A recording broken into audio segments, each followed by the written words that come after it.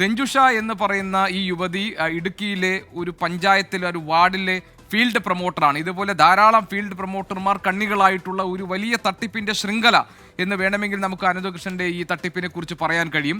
അനന്തകൃഷ്ണന്റെ നാട് തൊടുപുഴയാണ്. അവിടെ അനന്തകൃഷ്ണൻ എന്ന വ്യക്തി എങ്ങനെയായിരുന്നു, നാട്ടുകാർക്കിടയിൽ ഇയാൾക്കുള്ള പ്രതിച്ഛായ എന്താണ്, നാട്ടുകാരുമായുള്ള ഇയാളുടെ ഇടപെടലുകൾ എങ്ങനെയായിരുന്നു എന്നൊക്കെ നമുക്കൊന്ന് പരിശോധിക്കാം. രാഹുൽ വിജയൻ തൊടുപുഴയിൽ നിന്നുണ്ട് വിവരങ്ങൾ നൽകാൻ. രാഹുൽ, വലിയ തട്ടിപ്പുകാരൻ എന്ന നിലയിലാണ് അനന്തകൃഷ്ണനെ ഇപ്പോൾ നമ്മൾ അറിയുന്നത്. കാരണം കോടിക്കണക്കിന് രൂപ അയാളുടെ ബാങ്ക് അക്കൗണ്ടിൽ വന്നിട്ടുണ്ട്, കോടിക്കണക്കിന് രൂപയുടെ തട്ടിപ്പ് അയാൾ നടത്തിയിട്ടുണ്ട്, ആയിരക്കണക്കിന് ആളുകൾ പരാതികളുമായി രംഗത്തുണ്ട്. സ്വന്തം നാട്ടിൽ അനന്തകൃഷ്ണൻ അറിയപ്പെടുന്നത് എങ്ങനെയാണ്, അയാളുടെ മേൽവിലാസം എന്താണ്, അയാളുടെ പ്രതിച്ഛായ എങ്ങനെയാണ്?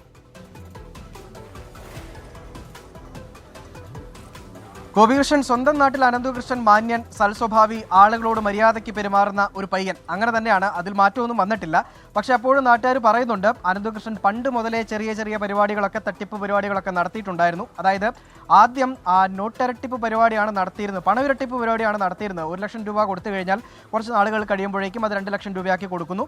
അങ്ങനെയുള്ള പരിപാടികളൊക്കെയാണ് നടത്തിയിരുന്നത് എന്നുള്ളതാണ് പ്രധാനമായും നാട്ടുകാർ പറയുന്നത്. നമ്മളിപ്പോൾ നിൽക്കുന്നത് ഈ അനന്തകൃഷ്ണന്റെ വീട്ടിലാണ്. ഒരു വലിയ വീടൊക്കെ ഉണ്ട്. ആ വീട്ടിൽ ഈ അച്ഛനും അമ്മയൊക്കെ ഉണ്ടായിരുന്നു. ഈ പ്രശ്നം ഉണ്ടായതിനു ശേഷം അവർ ഈ വീട്ടിൽ നിന്ന് മാറുകയും ചെയ്തിട്ടുണ്ട് എന്നുള്ളതാണ് നമുക്ക് മനസ്സിലാക്കാൻ കഴിയുന്നത്. 2018 മൂവാറ്റുപുഴ സോഷ്യോ എക്കണോമിക് ആൻഡ് എൻവയോൺമെന്റൽ സൊസൈറ്റി എന്ന പേരിൽ ഒരു NGO ഈ അനന്തകൃഷ്ണൻ രൂപീകരിക്കുന്നത്. അതിനുശേഷം കോളപ്രയിലും സമാനമായ രീതിയിൽ അതിൻ്റെ ഒരു സഹോദര സ്ഥാപനം പോലെ ഒരു സ്ഥാപനം തുടങ്ങുകയും ചെയ്തു. അതിനുശേഷമാണ് 62 ഗ്രൂപ്പുകൾ ഉണ്ടാക്കുന്നത്. ഓരോ ബ്ലോക്കിന് കീഴിലും ഓരോ ഗ്രൂപ്പുകൾ എന്ന പേരിൽ, സീഡ് എന്ന പേരിൽ ഓരോ ഗ്രൂപ്പുകൾ ഉണ്ടാക്കുന്നതും അതിന് ഓരോ കോർഡിനേറ്റർമാരെ വെക്കുന്നു. അങ്ങനെയുള്ള തട്ടിപ്പായിരുന്നു എന്നുള്ളതാണ് നമുക്ക് മനസ്സിലാക്കാൻ കഴിയുന്നത്.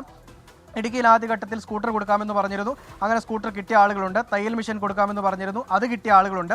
ഏറ്റവും കൂടുതൽ ഇടുക്കിയിൽ ആളുകൾക്ക് കൊടുക്കാമെന്ന് പറഞ്ഞിരുന്നത് ഈ കാർഷിക ഉൽപ്പന്നങ്ങളാണ്. വളം, അതുപോലെ തന്നെ ഇതിനുമായി ബന്ധപ്പെട്ട് കൃഷിയുമായി ബന്ധപ്പെട്ട് ഉപയോഗിക്കുന്ന ഉപകരണങ്ങളൊക്കെ കൊടുക്കാമെന്ന് പറഞ്ഞിരുന്നു. 2022 വരെ വലിയ കുഴപ്പമില്ലാത്തതൊക്കെ കൊടുത്തു പോവുകയും ചെയ്തു. അതിനുശേഷമാണ് ഈ അനന്തകൃഷ്ണന്റെ തനി നിറം പുറത്തു വരുന്നത്. 2022 പരാതികളൊക്കെ വന്നു തുടങ്ങി. പക്ഷേ സാമ്പത്തികമായ ഭദ്രതയിലേക്ക് എത്തിയതോടുകൂടി തന്നെ ചില സാമ്പത്തിക സഹായങ്ങൾ പലർക്ക് കൊടുത്തിട്ടുണ്ട്. അങ്ങനെ ഉണ്ടായ കേസുകളൊക്കെ തേച്ചുമാച്ച് കളയാൻ കഴിഞ്ഞിരുന്നു എന്നുള്ളതാണ് ഏറ്റവും പ്രധാനപ്പെട്ടതായി നമുക്ക് മനസ്സിലാക്കാൻ കഴിയുന്നത്. പിന്നീട് ഈ പരാതികൾ ഒരു വലിയ പരാതി പ്രളയമായി തന്നെ വന്നതോടുകൂടിയാണ് അനന്തകൃഷ്ണൻ ഇപ്പോൾ ഒടുവിൽ പെട്ടത് എന്നുള്ളതാണ് നമുക്ക് അറിയാൻ കഴിയുന്നത്. നമ്മളോടൊപ്പം ഈ നാട്ടുകാരായിട്ടുള്ള ആളുകൾ ചേരുന്നുണ്ട്. ചേട്ടാ, അനന്തകൃഷ്ണനെ നിങ്ങൾക്ക് എത്ര നാളായിട്ട് അറിയാം? ആളെങ്ങനെയുള്ള ആളാണ്? ചെറുപ്പം മുതലേ അവൻ ജനിച്ച് വളർന്നത് ഇവിടെ തന്നെയാണ്. ഇവിടെ തന്നെയാണ് ജനിച്ച് വളർന്നത്. അന്ന് മുതലുള്ള പരിചയമുണ്ട്. ആള് നല്ല മര്യാദക്കാരനും ജനങ്ങളുമൊക്കെ ആയിട്ട് ബന്ധപ്പെടാനും എല്ലാ കാര്യങ്ങളൊക്കെ ഒരു മുൻപന്തി നിൽക്കാൻ കഴിവുള്ളൊരു വ്യക്തിയാണ്. ഈ തട്ടിപ്പ് പണ്ട് തൊട്ടേ ഉണ്ടായിരുന്നു?